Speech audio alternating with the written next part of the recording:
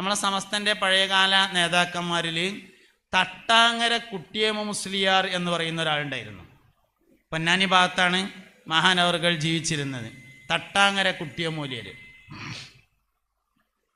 ഒരു ദിവസം കുട്ടിയമ്മൂലിയർ ഇങ്ങനെ ഒരു വഴിക്ക് ഇങ്ങനെ നടന്നു പോവുകയാണ്. അപ്പോൾ മൂപ്പർക്ക് മൂത്രമൊഴിക്കാൻ മുട്ടി. അപ്പോൾ ഒരു കുളമുണ്ട്, ഒരു അമ്പലത്തിൻ്റെ ഒരു നമ്പൂരിയുടെ വലിയൊരു കുളമുണ്ട്. ആ കുളത്തിൻ്റെ അടുത്ത് ഒരു ചെറിയ കുറ്റിക്കാട്ടിൽ പോയിരുന്നിട്ട് മൂത്രവിസർജനം നടത്തി. എന്നിട്ട് കുളത്തിലിറങ്ങി മനരിച്ചു. അപ്പോൾ ഇത് എന്ന് പറഞ്ഞാൽ പിന്നെ അവിടുത്തെ ഒരു സവർണനായ ആളുടെ കുളമാണ്. അപ്പോൾ ഒരാളതിൽ ഇറങ്ങി മൂത്രവിസർജനം നടത്തിയിട്ട് കഴുകിയാൽ കുളം അശുദ്ധവും. അങ്ങനെയുള്ള ജാതി വ്യവസ്ഥക്കുള്ള കാലമാണ്. ഇപ്പോഴും മാറിയിട്ടൊന്നുമില്ല, എന്നാലും അന്നത്തെ അപേക്ഷിച്ച് കുറേ വ്യത്യാസപ്പെട്ടിട്ടുണ്ട് എന്നുള്ളൂ. അന്ന് ജാതീയത വളരെ കൂടുതലുള്ള സമയമാണ്.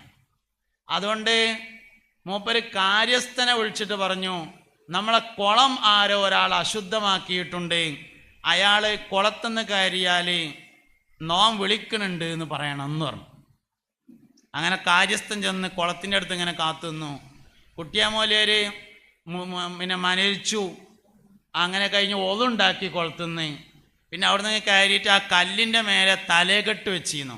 ആ തലേകെട്ട് എടുത്തുങ്ങാണ്ട് ഇങ്ങനെ തലയിൽ വെച്ചിട്ട് കുളത്തുനിന്ന് ഇങ്ങനെ കയറി വന്നപ്പോൾ മൂപ്പര് പറഞ്ഞു, തരേ അവിടെ നിന്നായിരുന്നോ, എന്നാൽ പൊയ്ക്കോളൂ എന്ന് പറഞ്ഞു എന്നാണ്. തലേകെട്ടിൻ്റെ പൗറ് എന്നാണ് നമ്മളതിന് പറയാം. അതിൻ്റെ പേരാണ് എന്ത്? തലേകെട്ടിൻ്റെ പൗറ്. അത് തൊപ്പിക്കണ്ടം വെച്ചാൽ കിട്ടൂല, അത് തലേ കെട്ടിയാൽ തന്നെ കിട്ടുള്ളൂ. ഇതാണ് ഓരോ ആളുകളും അവരവരുടേത് യോജിക്കുന്ന വേഷം ധരിക്കണം. അതിൻ്റെ അപ്പുറത്തൊന്നും പറ്റൂല. അപ്പം ഞാൻ ഇവിടെ അങ്ങനെ വലിയൊരു പച്ചമുണ്ടും ഇവിടെ ഒരു ചോന്ന മുണ്ടും ഇങ്ങനെ ഇട്ട് വന്നപ്പോൾ എന്താ അതിൻ്റെ അർത്ഥം? വട്ട് ഇല്ല, എന്താ അതിനത്ര ആയിട്ടില്ലല്ലോ. അല്ല, ഓരോ ആൾക്കാരും അതിനനുസരിച്ചാണ്. അപ്പോൾ മുത്തഅല്ലിമിൻ്റെ വേഷമാണ് ധരിക്കേണ്ടത്. ആലിമിൻ്റെ വേഷം ധരിക്കണം. മുദരിസിനറിയപ്പെട്ടൊരു വേഷം ധരിക്കണം. ഖത്തീബിനറിയപ്പെട്ടൊരു വേഷമുണ്ട്.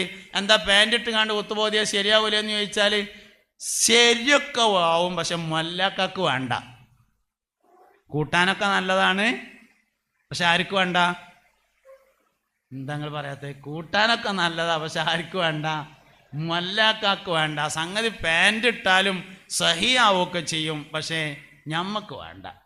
നമ്മൾ വേണ്ടത് മുത്തഅല്ലിമിന് വേണ്ടി അറിയപ്പെട്ട വ്യത്യാസം ഉണ്ടാവും എല്ലാ കാലത്തും. ഇന്നത്തെ മുത്തഅല്ലിമീങ്ങൾ വ്യാപകമായി ഉപയോഗിക്കുന്ന വേഷം, അതാണ് ഇന്നത്തേക്ക് അറിയപ്പെട്ടിട്ടുള്ള വേഷം. അത് എല്ലാ കാലത്തും ഒരുപോലെ ആയിക്കൊള്ളണമെന്നില്ല എന്ന് ഞാൻ മനഃപൂർവ്വം പറയാണ്. അതുകൊണ്ട് ഇനി കാലം മാറി എല്ലാവരുടെയും വേഷം മാറി വരുന്നുണ്ടെങ്കിൽ നമുക്കും മാറ്റാം. അങ്ങനെയാണ് വേണ്ടത്. അപ്പം അതിനാണ് അത്തഹല്ലുഖ് ബിസിയിൽ ഉലമാ എന്ന് പറയുന്നത്. ഇതൊരാൾ സ്വീകരിച്ചിട്ടില്ലെങ്കിൽ പ്രശ്നമാണ്. കാരണം അത് മുറുവത്തിനെ നഷ്ടപ്പെടുത്തും. മുറുവത്ത് നഷ്ടപ്പെടുത്തുക എന്ന് പറഞ്ഞാൽ പല കാരണങ്ങളാലുണ്ടാവും. ഒന്ന്, ഞാൻ ആരാണെന്ന തിരിച്ചറിവുണ്ടായില്ലെങ്കിൽ മുറുവത്ത് നഷ്ടപ്പെടും. രണ്ട്, നിങ്ങൾ ആരാണെന്ന തിരിച്ചറിവുണ്ടായില്ലെങ്കിൽ മുറുവത്ത് നഷ്ടപ്പെടും. മൂന്ന്, സ്ഥലകാല ബോധമുണ്ടായില്ലെങ്കിൽ മുറുവത്ത് നഷ്ടപ്പെടും. ഒന്നാമത്തെ ഞാൻ ആരാണെന്ന് മനസ്സിലാവണം, അല്ലെങ്കിൽ മുറുവത്തുണ്ടാവില്ല. ഇപ്പം ഞാൻ വളാഞ്ചേരിക്കടുത്ത് കൊളമംഗലം പള്ളിയിലെ ഖത്തീബാകുന്നു, അതിനാൽ വളാഞ്ചേരി അങ്ങാടിയിലൂടെ ജീൻസ് പാൻ്റ് ഇട്ട് നടക്കാൻ പാടില്ലാത്തതാകുന്നു. ഹറാമാണോ? ഹറാമൊന്നുമല്ല. നടന്നാൽ എന്താ ഉണ്ടാവുക? നടന്ന അടുത്തുള്ള ഹുതുബക്ക് വേറെ ആളാക്കണം, എന്നെ പറ്റൂല. എന്താ കാരണം? ഞാൻ ആരാന്ന് എനിക്ക് മനസ്സിലായില്ല, അതന്നെ പ്രശ്നം. ഇതാണ് സംഗതി. രണ്ടാമത്തേത്, നിങ്ങൾ ആരാണെന്ന് മനസ്സിലാവണം. നിങ്ങൾ ആരാണ് എന്ന് ചോദിച്ചാൽ അതിൻ്റെ ഉത്തരം നിങ്ങളുടെ ആളുകൾ നിങ്ങൾക്ക് നൽകുന്ന സ്ഥാനമാണ് നിങ്ങൾ ആരാണ് എന്നതിൻ്റെ ഉത്തരം. ഹബീബിങ്ങളെ, നിങ്ങൾ നല്ലോണം ശ്രദ്ധിക്കണേ. ഞാൻ നിങ്ങൾക്ക് തരുന്ന മാർക്കല്ല നിങ്ങൾ ആരാണ് എന്നുള്ളതിൻ്റെ ഉത്തരം. നിങ്ങളുടെ ആളുകൾ. ഇപ്പം നമുക്ക് ഒരാളുടെ അഭിപ്രായ വ്യത്യാസം ഉണ്ട് എന്ന് വിചാരിക്കാം. ഉദാഹരണം പറയാം, ഇന്ത്യൻ പ്രധാനമന്ത്രിയോട് നമുക്ക് അഭിപ്രായ വ്യത്യാസം ഉണ്ട് എന്ന് വിചാരിക്കാം. എന്നാൽ തൊള്ളേ തോണിയോ 32 പറയാനൊന്നും പാടില്ല. അത് പറയേണ്ട ഒരു മാന്യമായ ഭാഷയുണ്ട്. ആ ഭാഷ അനുസരിച്ചേ പറയാവൂ. അല്ലാതെ പറഞ്ഞാൽ എൻ്റെ മുറുവത്ത് നഷ്ടപ്പെടും, ഞാനല്ലാതെയായി മാറും. അതാ നിലക്കേ പറയാൻ പറ്റുള്ളൂ. കാരണം അദ്ദേഹത്തിൻ്റെ മർത്തബ എന്ന് പറഞ്ഞത് ഞാൻ അയാൾക്ക് എത്ര മാർക്ക് കൊടുത്തു എന്നല്ല, അദ്ദേഹത്തിൻ്റെ ആളുകൾ അദ്ദേഹത്തെ ഏത് നിലപാടിലാണ്, ഏത് നിലവാരത്തിലാണ് കാണുന്നത് എന്നതാണ് അദ്ദേഹത്തിന് ഇട്ടിരിക്കേണ്ട മാർക്ക്. അതാണ് മറ്റൊരാളെ മനസ്സിലാക്കുക എന്ന് പറഞ്ഞാൽ. മൂന്നാമത്തേത് സ്ഥലകാല ബോധങ്ങൾ ഉണ്ടായിരിക്കണം. ഏതാണ് സ്ഥലം, ഏതാണ് കാലം തുടങ്ങിയ തിരിച്ചറിവ്. അതായത് വീട്ടിൽ വെച്ച് വാപ്പാനോട് പറയാൻ പറ്റുന്ന പലതും ആളുകൾക്കിടയിൽ വെച്ച് വാപ്പാനോട് പറയാൻ പറ്റിക്കൊള്ളണമെന്നില്ല. ഇപ്പം എൻ്റെ വാപ്പ ഇവിടുത്തെ അധ്യക്ഷനാന്ന് വിചാരിച്ചോളി, വാപ്പ മരിച്ചു പോയിട്ടുണ്ട്, അള്ളാഹു പുറത്തു കൊടുക്കട്ടെ, വിചാരിക്കുക വാപ്പ ഇവിടുത്തെ അധ്യക്ഷനാന്ന് വിചാരിക്കുക.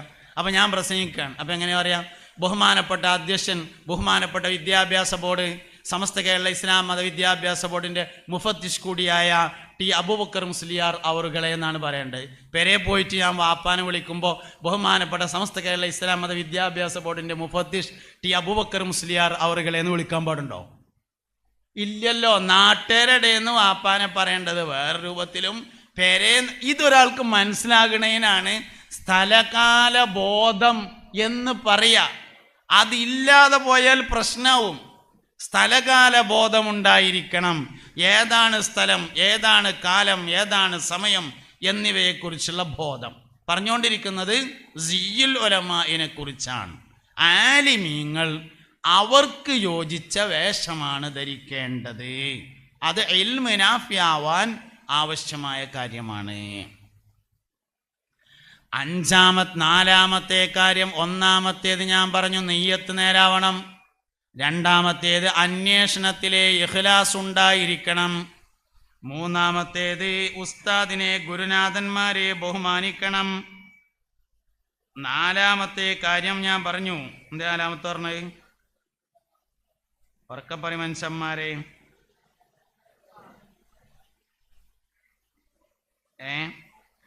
മൂന്ന് ഇക്റാമുൽ അസാത്തിദത്താണ്. നാലാമത്തേത് അത്തഖല്ലുഖു ബിസിയ്യിൽ ഉലമ ആണ്. അഞ്ചാമത്തെ അല്ലേ ഇനി പറയാൻ ബാക്കിയുള്ളത്? അഞ്ചാമത്തെ അല്ലേ പറയാൻ ബാക്കിയുള്ളത്? അഞ്ചാമത്തത് ഇദാമത്തുൽ മുത്താല എന്ന് പറയുന്നതാണ്.